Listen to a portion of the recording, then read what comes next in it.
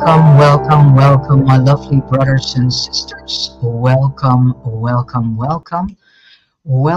to the second part, which I started this morning. I'm going to try to finish it off, which is all about the nations against nations. I'm still reading from Wes Penry's The Orion book, Volume 2, Chapter 9. And I'm going to continue with the second part because it's quite a long chapter this time. Um, and let us see. I think I can manage it completely. All right. The sub-chapter is in actuality also known as, nations against nations, also known as Enki versus Marduk, part 2. And the human soul group used as cannon fodder and also used as pawns for their war game. Because we need to remember that we, for uncountable thousands of years, are in a war. This is something not many people want to still acknowledge because they don't see any military vehicles going through the streets. So, in the opinion of many people, there is no war. But there is indeed a war. And this war is being fought against two so-called gods. And we, human soul group, are their war battle pawns to be used and misused. And we also are their doormat and cannon fodder. So we need to wake up and we need to start gaining our sovereignty back. We need to say enough is enough. We need to stand and say, as soul group, it is done. We are not falling any longer for all these tricks, lies, and trickery and cons and whatever you have that these two so-called gods, whom are themselves sociopathic, schizophrenic, psychopathic, malignant, narcissistic, Machiavellistic, and we need to see this. So yeah, I would highly recommend you to also start to inform and educate yourselves about narcissism and sociopathy and psychopathy, because then you start to make the connectional dots in society. All right, let us start. A brief introduction to eugenics. Before we move on, it is imperative to understand that the history of eugenics and mass extinctions of so-called unwanted genetics did not start with Nazi Germany. Ironically, this movement took root long before the Second World War. In America and in England, the two main countries supposedly working against Hitler and his so-called final solution. Some instigators in the USA were Henry Ford from the Ford Foundation and Ford Motors, the Rockefellers and other elite bankers and various elite intellectuals. Henry Ford was in the forefront of promoting eugenics to the American population long before anyone knew who Hitler was. He and his lobbyists had managed to convince about 65% of the American population that it would be beneficial for humankind if people with handicaps or those mentally challenged, people with mental problems and disorders, and certain folk groups should be sterilized. So Indiana was the first state that implemented this with the so-called blessings from the majority of the American population, unfortunately. But it got even worse. People in mental asylums were deliberately given tuberculosis through their food. And this food poisoning, lovely brothers and sisters, is still continuing unto the day of today. And our food is completely hybridized. Organic food does not exist any longer, nor biological food. All food is poisoned with nanobots and whatever they are spraying in the air. Um, and they eventually died. This was too slow of a process. However, so they ended up just killing them on the spot to get it over with. Many people know that Canada was jumping on a similar bandwagon in England. Winston Churchill was also part of this entire process and supported eugenics full-heartedly. So this gives a complete different background about Winston Churchill. As the readers can see, it is all about bloodlines. So much later, Hitler and intellectuals who later were to become members of the Nazi Party connected with the American secret societies, hooked onto this as well. And Hitler wrote to certain eugenicists in America applauding their work during the Nazi years. Hitler gave Henry Ford the highest order of the Nazi Party for his great work that inspired Hitler to initiate the final solution. Ford received the so-called medal in person. Thus, Marduk and Enki have common goals, but they differ in some important details, such as in rulership. They both show very destructive and highly psychopathic traits. They are psychopaths, wanting a certain outcome that they both agree with, but they fight each other at the same time in a constant power struggle. If they were capable of working together in peace, they would much easier accomplish their goal, and we would already be in the singularity a long time ago. Instead, they destroy each other's bloodlines. Well, let them do so, I would say. So the other party has a harder time possessing their designated seed line, and therefore it is going to be more difficult to control us humans. Well, the better, and the more we as humans start to wake up to all this insanity and psychopathy, the more we also start to refuse to cooperate with these psychopaths.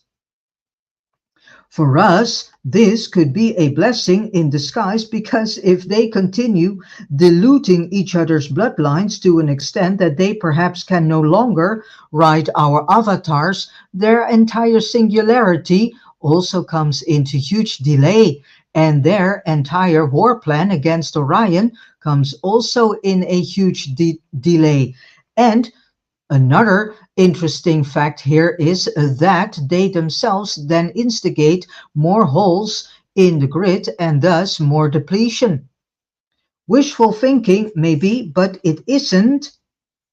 But isn't it hypothetically possible, though? Yeah, because the more psychopath they become, the more mistakes they are making. The insane migration of people around the world. So what is really going on behind this insane migration of people around the world? In a previous section, we talked about keeping bloodlines as pure as possible. So the so-called gods can more easily attach to us humans when it is time to write our avatars. Although the bloodlines are kept purer, the higher up the hierarchies we go, the man on the street is a, between quotation marks, hopeless mix. More so these days than just, let us say, 40 years ago. Since then, nations all over the world have opened their borders both for war refugees and lately for anybody. This, of course, mixes up the bloodlines even more because people now crossbreed much more between the races. Could be this also a handy thing for us? Let us see. Um, this is deliberate, of course. And as I, Wes Penry, who is the author of this book, can see it, it is because if pure blood cannot be found anymore except among the elite people, it is better to mix everything. Probably so that both Enki and Marduk respectively can attach to more human bodies than if they stick to only the few who are purer than the rest. And attach themselves to human bodies means nothing more than the possession of human bodies. This is what is going on, and there are more and more people suffering possession of the body. Their problem is that they need to be able to control about 3% of the world population, and even that seems to be a heavy task for them. All this because they fight internally. So let them fight internally. The more they are busy with internal fights, the better. Um, for us, the more delay in their plans, I would say.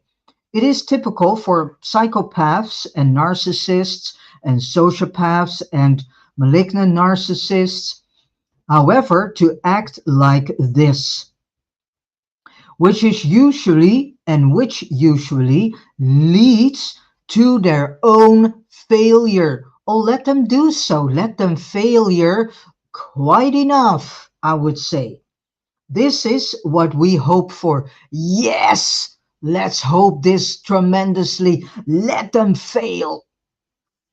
And in the meantime, we wake up to what is truly going on. And the more of us humans are waking up to the real things that are going on and are about to see for what everything really is, the more difficult we make it even more so for them. So let's wake up. It is interesting to go back to the migration from Europe to America in the 1700s. In the beginning, there were mostly white people, Chinese and Germans mixed with the English and other Europeans. America and Canada are Enki's new Atlantis. So he wanted to occupy the North American continent through the monarchies and occupied countries under his flag.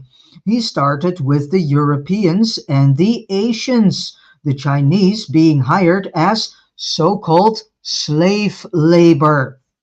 And I would also highly recommend you to read this book, The Committee of 300, written by Dr. John something. But The Committee of 300, that is a very interesting book also, because the author of that book also discusses this and what has happened to the Chinese and Japanese people and how drugs was involved there to take over the people there. They were the ones who built most of the railways in the 1800s. But Enki's goal was not to bring the Marduk bloodlines to America. Oh no! Even though he was in control over some of them because of the countries he had occupied with the help from his loyal elite proxies. In fact, he wanted to mix his own African bloodline, the Enki Isis line, with the white and yellow races already living in the United States of America. Hence the slave trade. Hence the slave trade, where they brought a lot of black people into the Americas. Over time, they interbred with the white people, and thus he had his own Ham bloodline. Ham bloodline is the Enki Isis bloodline present in his Atlantis. And so, I repeat again, they are about to recreate a new Atlantis in America. So he better could control the population there and insert himself into them and insert himself into them, which means his DNA, Enki's DNA, in the DNA of these people. Yeah. That are part of his bloodline. Up to this day, there are African Americans in the USA who are not heavily inbred with other races, which makes that bloodline quite pure. And behind the scenes, Enki can manipulate the population in his new Atlantis, which is America about to become. That is why we see the things happening in America right now. So now you understand why I am passing this information on to you. Spirit led me to the topics that I need to pass on to you. To understand better who is in control of which people, we cannot only rely on the genetics, although DNA is at the bottom of everything in this matrix. That is why in 2020 they enforced people to use these PCR tests so they could collect as much as possible DNA. Yeah! And that is also the reason why so many people were enforced to do tests and these no swabs and whatever shit they invented. And people um, uh, bought into it. It is nothing more than just collecting DNA so that they can see where they need to take out people, where they need to take out certain genetic lines. That is why they are instigating all sorts of events and to make people falsely believe that they have to do all sorts of tests so that Enki and Marduk and their scientists and laboratories can see how many people have are carriers of certain bloodlines. That is the main reason why also Google started to create Ancestry.com, because Ancestry.com is not what people think. Nicely know, some family history. Oh no! Ancestry.com and all sorts of related ancestral DNA informational platforms are nothing more than platforms to collect people's DNA so that they can see who is carrying whose bloodline. That is why. So do not fall for Ancestry.com, because then you are participating into something of which you do not know exactly what you're doing. So Enki's people are the black people, but it does not stop him from conquering the white race and others. just like alien species might invade and occupy other worlds. The gods do the same thing here. So this is how Enki could get white people to settle in America, because at that time England, Germany, and I believe China were all Enki territory. Although there was no black population in these countries, and if there were, they were just a few. The white people are Marduk's people, which makes the American white people vulnerable to Marduk's manipulation. So wake up. And as we can see, black and white people have disliked each other for a long time. So now we also get a deeper understanding behind these platforms of so-called Black Lives Matters and all these platforms um, that are only built to create havoc, mayhem, divide and conquer. It's all part of their game strategies. It's all part of their war strategies between Marduk and Enki themselves. All right. And as we can see, black and white people have disliked each other for a long time, to put it mildly. On a subconscious level, both races feel the other one is the enemy. Enki against Marduk, white against black. But America is Enki's answer to Marduk's intrusion in Europe. So we also are dealing with intrusion from Marduk here in Europe too.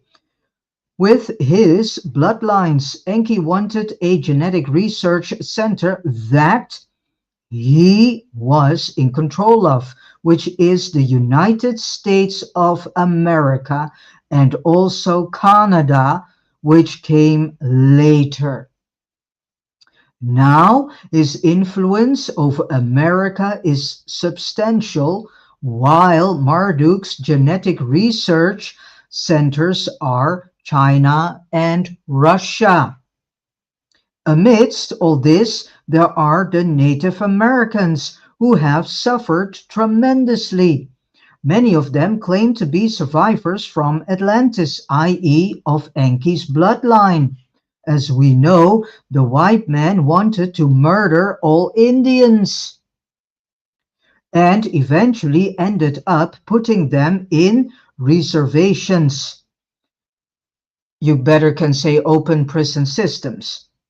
Here again we have the clash between Enki's people, the Native Americans, and the white Marduk people. Still, I think Enki sleeps well at night, knowing that it will play itself out in the end, and he will be on top of it as soon as things calm down.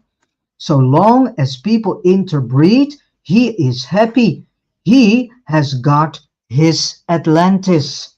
And I want to also say that we just need to think about this whole idea between Russia and Ukraine. And why is it that America is so heavily involved in Ukraine? Yeah, these are things that we need to ask questions about. And that is why I am presenting you this information, so that you can start seeing the dots and connectional lines. And so you can see that it's not about all these leaders. No, it's about a war between Marduk and Enki. All right.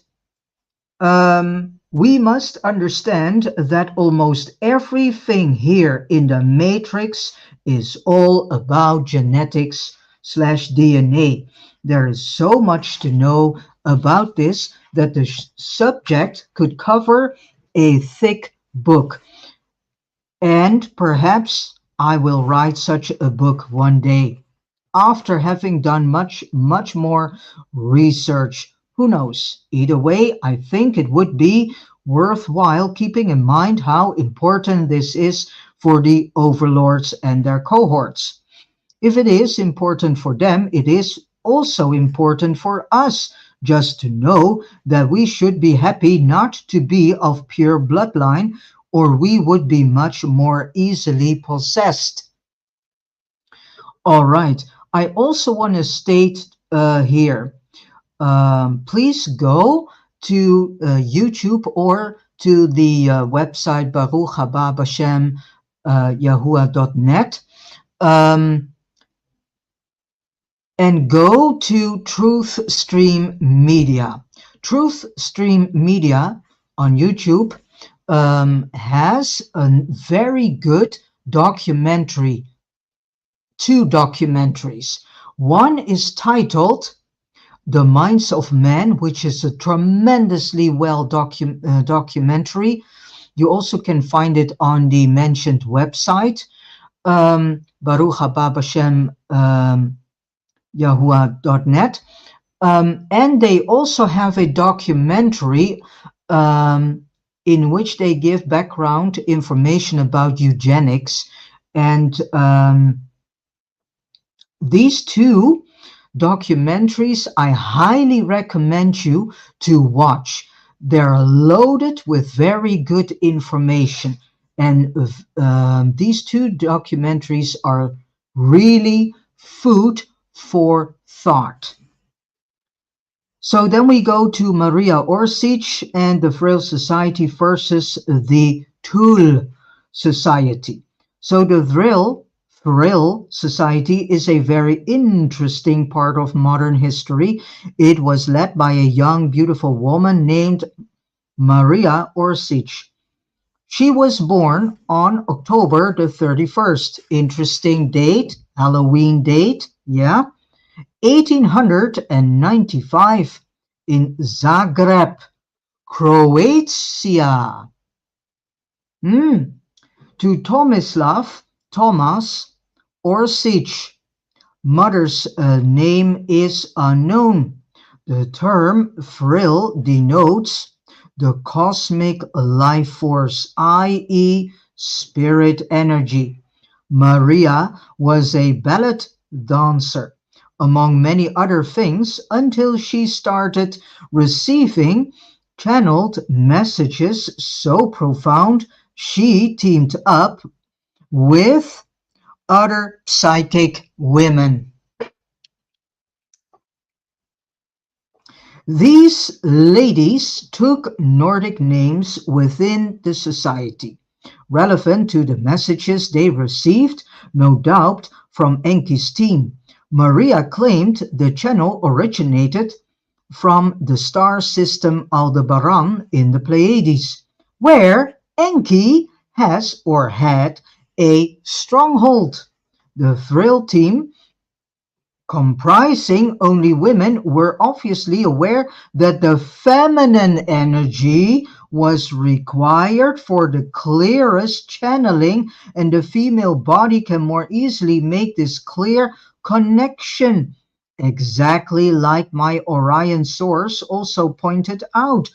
Unrelated to the Vril ladies, Maria also grew her hair to her ankles, understanding that hair works as an antenna through which she could transmit and receive energy from the cosmos. The Vril ladies started channeling in the 1920s, when Maria was in her late 20s or early 30s. The most profound messages she received included blueprints of something that resembled saucer-like vessels, later called the Aunebu, or Haunebu, Honeybu. None of the Vril ladies were scientists or inventors. They had no clue how these machines worked, but they were soon to find out. So in Germany, there was an organization called the Thule Society, or the Thule Gesellschaft. a secret society founded in Munich shortly after World War I. In 1918, 1 year before the Frill Society was founded by Maria Orsic. Thule was an occult society based on Nordic mythology, but they chose the name after a mythological northern country in Greek mythology. It was heavily sponsored by the Deutsche Arbeiterpartei, the DAP, which later became the Nazi Party. Below is a quote from Wikipedia, which clearly states what these members believed in. So you can look this up yourselves in Wikipedia. Through the Tool Society and Thrill Society. These ideas later became the primary occult belief among the Nazi elite. People. A primary focus of the Tool Society was a claim concerning the origins of the Aryan race.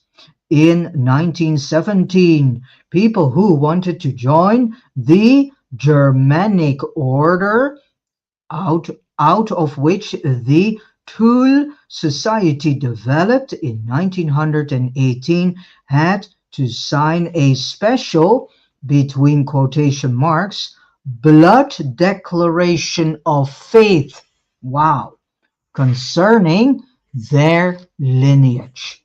So, the signer hereby swears to the best of his knowledge and belief that no Jewish or colored blood flows in either his or in his wife's veins, and that among their ancestors are no members of the colored races.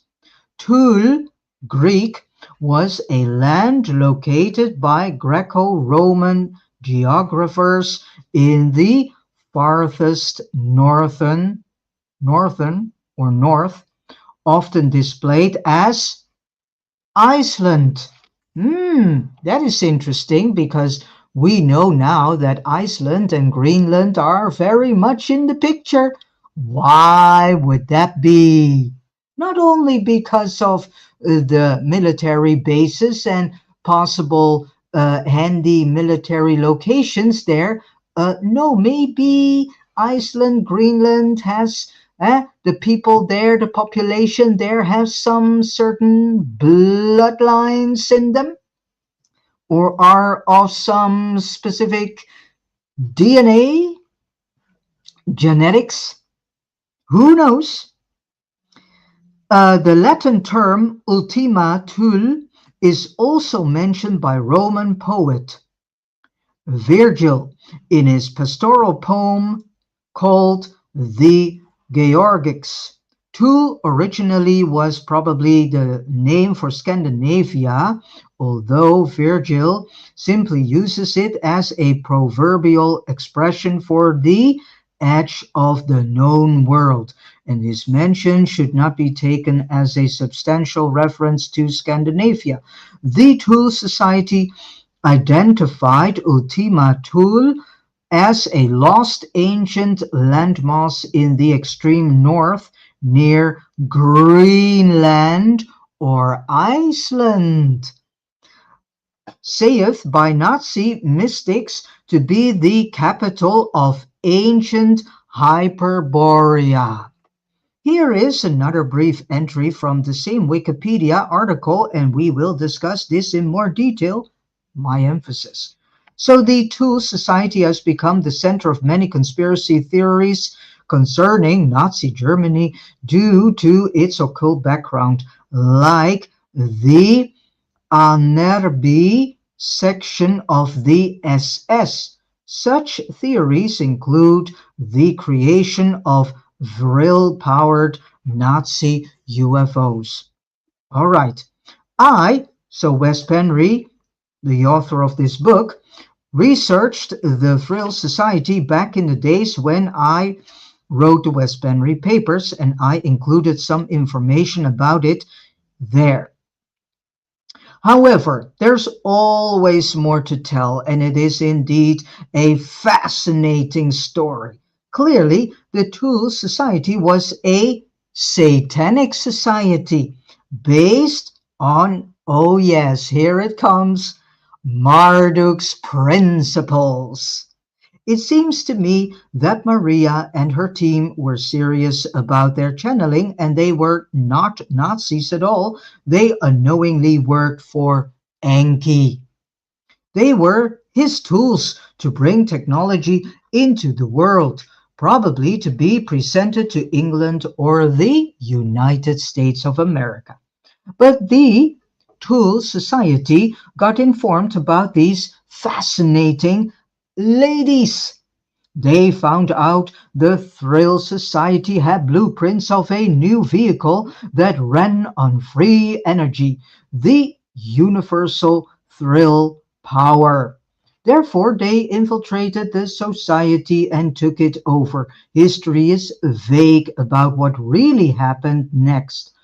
But I believe most researchers agree the Nazis forced the Thrill Ladies to work for them and to reveal everything they had channeled and learned. Thus, the Nazis had the technology to build flying saucers called Foo Fighters by the Allies. That is interesting. Is there not a certain music group called Foo Fighters? So, where did they come up with the band name Foo Fighters? Interesting. Maybe there's somewhere a connection. After the war, the information on how to build these crafts went into American hands, and after that, people started seeing strange air vessels in the shape of flying saucers, capable or making odd movements and 90 degrees sharp turns. They were reverse engineered alien crafts, and the technology obviously was not supposed to come into the hand of the Nazis but the Allies. And after the Second World War, the Allies got hold of the technology. So, what happened to the Vril ladies after the war? Well, there are many rumors about what happened to Maria and the others. Maria would have been 50 years old when World War II ended. Some suggests they were killed, while others say they fled in submarines together with a crew of top-ranking Nazis and selected German soldiers to live out their lives in South America. But there is another rumor that refuses to go away, suggesting that Maria Orsic and perhaps the other Vril ladies went to Aldebaran in the Pleiades and never returned. How would they do that? Practically, if this is true, well, the only way I can think of is that they were killed or committed suicide intending to go to the Pleiades in spirit as three-unit composites. Perhaps Enki let them go to there? There are no satisfying answers to what happened to this small group of ladies. So now we go to technology transfer program and military betrayal. And I also want to suggest that you also look up some books of Joseph P. Farrell. He also is a very good informational source. These books are very, very good. So, Technology Transfer Program, the TTP, and military betrayal. It is interesting to note that only a few years after the Second World War in 1954, President Dwight Eisenhower met with two ETs at an Air Force base in California. They were supposedly the so-called Nordics. Were they? Representatives for the overlords. Eisenhower's granddaughter, Laura Eisenhower, has confirmed this encounter and spoken of it in public. But what did these Nordics want? Well, obviously, of the Enki clan, they wanted to introduce a technology transfer program, the TTP, an exchange program between the Nordics and the US government. In addition, they offered to share, between quotation marks, spiritual knowledge. If the US eliminated their nuclear weapons. Eisenhower declined because he wanted to keep the nukes. The story goes Eisenhower also met with another ET groups, and this second group were the Greys, this time most likely sent by Marduk, trying to get humans to consent to alien abductions of both humans and cattle, so they could perform DNA tests on both. This seems like an attempt by Marduk to forego or catch up with Enki's genetic science. The Greys promised to return the body safely afterward. Of course not. It is unclear whether Eisenhower agreed, but it is my impression he didn't. Instead, it later came to Eisenhower's knowledge that his own military-industrial complex, MIC, went behind his back and made the deal with the Greys. Since then, the Greys and the government have mutilated cattle and abducted humans, apparently conducted horrific experiments on both. Cattle have been returned per the agreement, but eerily mutilated, done with unknown technology. Some humans are missing, but most were returned with their memories wiped out and cover stories implanted. Only during hypnosis have these innocent victims been able to recall what happened. The emotional trauma they go through during hypnosis is reportedly horrific. In his farewell speech to the nation in 1961, Eisenhower warned the American people in a public speech against the military-industrial complex, stating they were taking over America and are a massive threat to the nation. So who is behind this military-industrial complex? Could it be Enki himself? I suggest because of this treaty between the so-called Greys and the MIC, the secret, and also, the secret space program, the SSP, where they transfer humans into space to become, between quotation marks, super soldiers, is just an extension of what happened during World War II. And reportedly, the secret space program is run by Germans up to this day, some of them working off-planet. More about the secret space program in a later chapter. So after World War II, since Marduk had lost his power, at least temporarily, he needed new consent from his enemies, the United States. He got that consent in a clever way by contacting the military-industrial complex. So, in actuality, we could say that Marduk is leading the MIC, the military-industrial complex, getting permission to infiltrate Enki's technological program, even the space program. He could then, because of the American MIC's treacherous act, hijack people in their sleep and either do experiments on them or send them into space in a soul-mind state. So he transferred their astral bodies between brackets, artificial soul, because that is what the astral body is, into cloned bodies of themselves that are apparently more resilient and can better withstand the harsh conditions in space. There are many testimonies by super soldiers that spill the beans across the internet. Most of them appear credible. There is no doubt the secret space program, i.e., super soldier program, exists. The only question is what is true and what is not. We know both the military and the overlords can induce false memories known as cover memories into the victims. Most super soldiers also admit they have been viciously mind controlled. Still, I believe there is truth to their stories.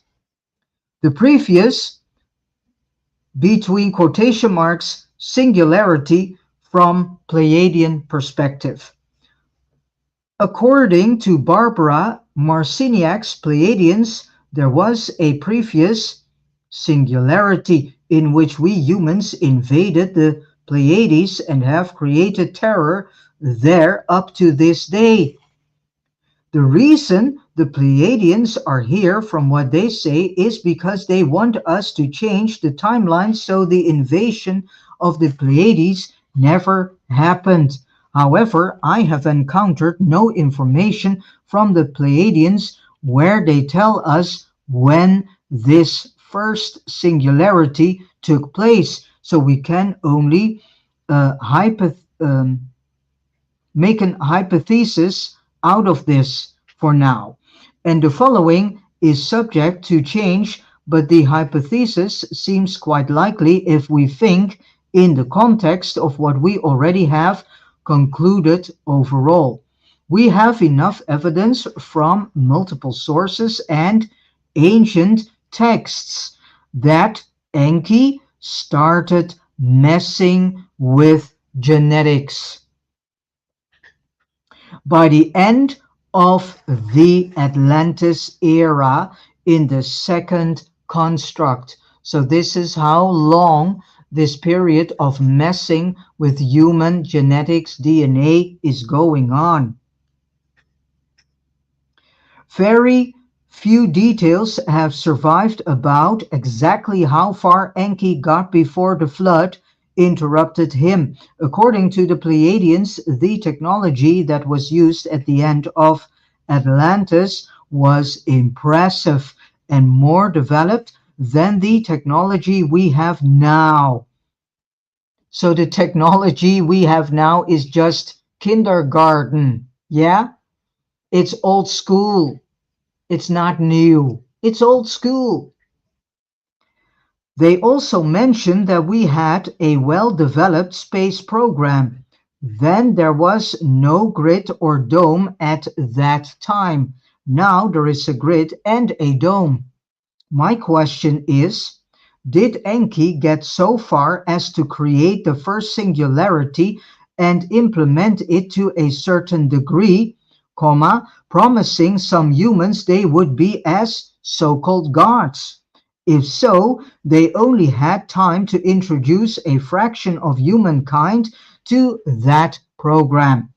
Assuming this happened, did Marduk at some point hijack the first singularity, turning humans against Enki, their so-called creator, because God the Father of the Bible, the God mentioned in the entire Bible, in the Old as well as the New Testament, is Enki.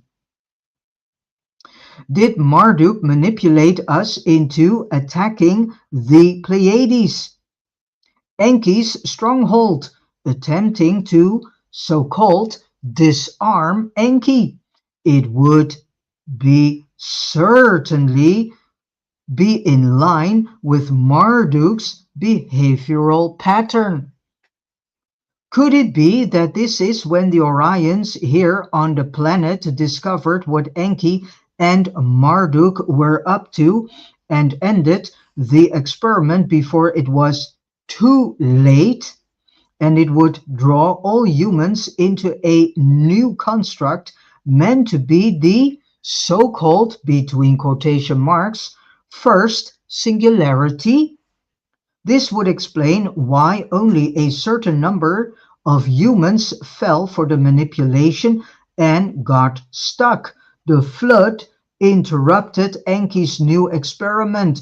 Then, after the flood, he and Marduk both entered the third construct, dash the matrix, and then the race toward the singularity started all over, because that there is a technological competition going on, that is also very clear.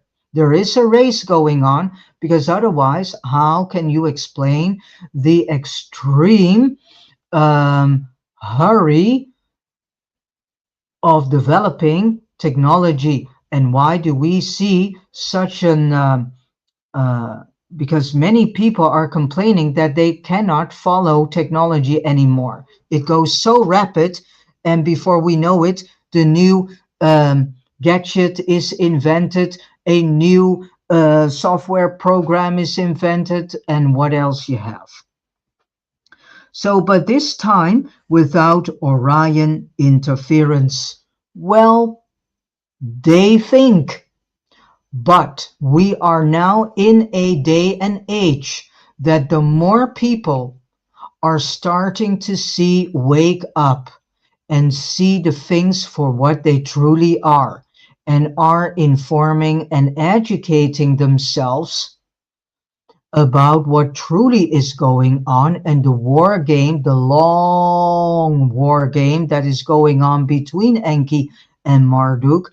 As soon as the majority of humanity is starting to see this, this can mean that then the human soul group starts to become stronger in saying no and starting to work um, against it. And so more delay comes into play. And the human soul group is then able to maybe turn the tables. So let's get out of this victimhood, inform and educate yourselves about narcissism, about sociopathy and psychopathy. Because the more people are doing this, and I'm very thankful that there are so many people out there doing um, creating platforms in which they are informing others about narcissism and sociopathy and psychopathy. So more and more people get informed about what it is. And then you can see it all over the place in society. And then you can understand cosmic narcissism, and thus also cosmic sociopathy and psychopathy. It all goes hand in hand. And the more of us are start doing so, and the more of us start seeing the things for what they really are, yeah, then there can be a turning of tables. And then they have a huge problem. Well, I have no sorry for Enki and no sorry for Marduk, because all the things that they have done against the human soul group, that is a list, well, that is hardly to imagine, as long as that list is of the misuse and abuse of human souls. All right, and with this said, I have come to the end of part 2 of this very interesting chapter 9 of the Orion book, volume 2, written by Wes Penry. And again, go to all the links mentioned in the text box. I also will add the links of the 2 documentaries I spoke about, created and done by Truth Stream Media. Very important to see these documentaries too, and they're loaded with information. And especially now you have more in-depth information in how you can see where Marduk's hand is at play, and where Enki's hand is at play through their proxies. Huh? So I want to thank you for listening along. Thank you for tuning in through Facebook, through YouTube, through Rumble. Thank you so much. And I will see tomorrow what topic my spirit wants me to hand over to you. So I will see. And yeah, I'm very thankful to do this job because I know it is very important that we share information, and especially information that is important for us to know. All right, I leave it here, and I am saying to you the next time, and let us listen to a nice piece of music from band sound known as Echoes from the Mountains. Thank you so much for listening. I see you next time. And please share this video, all the videos that I've made so far. Thank you so much, and see you next time.